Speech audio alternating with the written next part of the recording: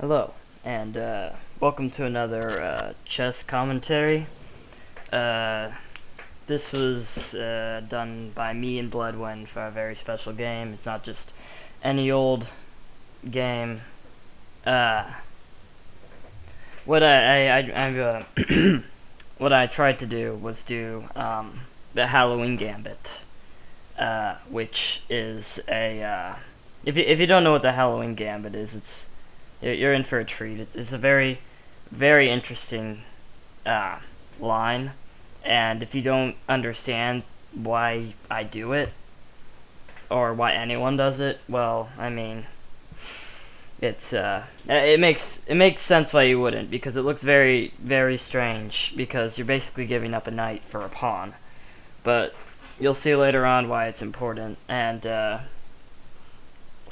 if you're playing against someone who would really enjoy something like this, I suggest it highly, as it is a very fun gambit, and I'm probably going to use it as much as possible. Only problem is that not everyone plays the 4 Knights game, and yeah, I mean, you might want to try it against the computer or something at home, maybe. It's just really interesting. So let's get into it. I open with e4, King's Pawn opening. Bledwinn pushes e5, knight to f3, knight to f6, knight to c3, knight to c6, and then this is where the gambit occurs. Knight captures on e5. And I mean, this looks, like, you think, well, why would you just give up this perfectly good knight for a pawn? But once again, you'll see. This is the Halloween Gambit. Bledwinn accepts the gambit, and he captures the knight. And I push d4. And, I mean, you didn't play it entirely the way it's meant to be played. Not trying to be mean to him or anything, I'm just saying. What you're supposed to do is move the knight, like, to here, or maybe back here, or yeah, those are the only good retreat squares for right now. But he pushes G6, which is a new move in the position, and also gives me, as you can see, it gives me the edge. I capture, and he moves his knight. I push F2, tried to trade my light squared bishop for his knight. He declines it, and I kind of leave him there for a second, because he can't really go anywhere without just, like, not being able to develop, so I just castle.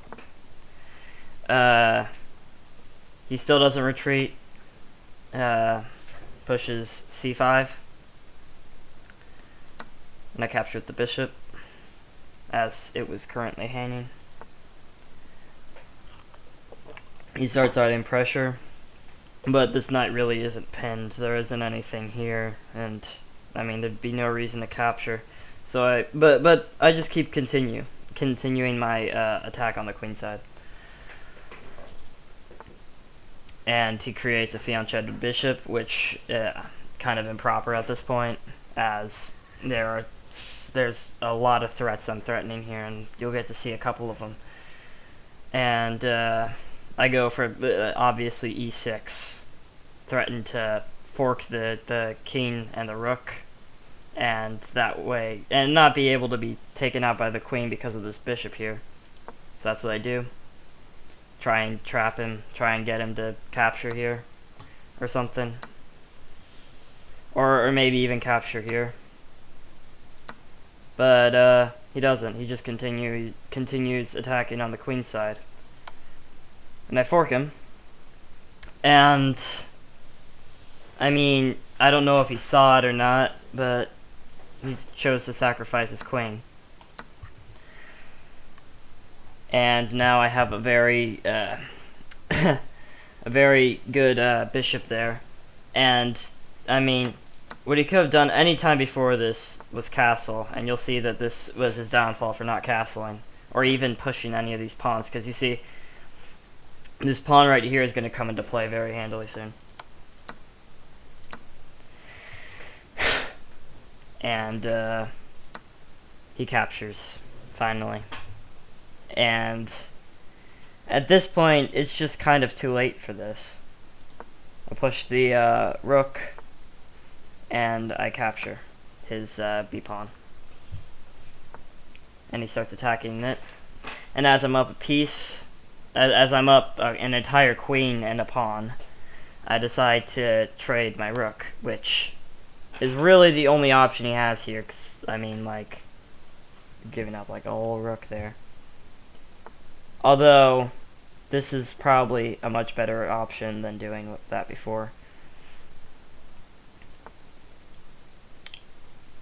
He captures, and I capture the rook. He starts attacking my pawns, and I just continue my attack, and at this point there really isn't much for him to do here. He can't castle anymore. That's that's kind of the problem here. What he could have done was do something like bring the bishop back so that I couldn't push. It'd still be like quickly checkmate, but this is still it's the end is near. He captures the knight, or I mean he captures the pawn, and I push the pawn. And you see the king is trapped here. He has nowhere to go. He can't go here, he can't go here. He can't castle still. He's stuck. His only option is to move here, or, yeah. And this is proven by, this. You see, he can't, now he has, he's really done for right now. He doesn't have any moves left. Because if he moves here to try and escape, wait. Oh yeah, because it's not sure. That's like, because now if he does that, then it's checkmate.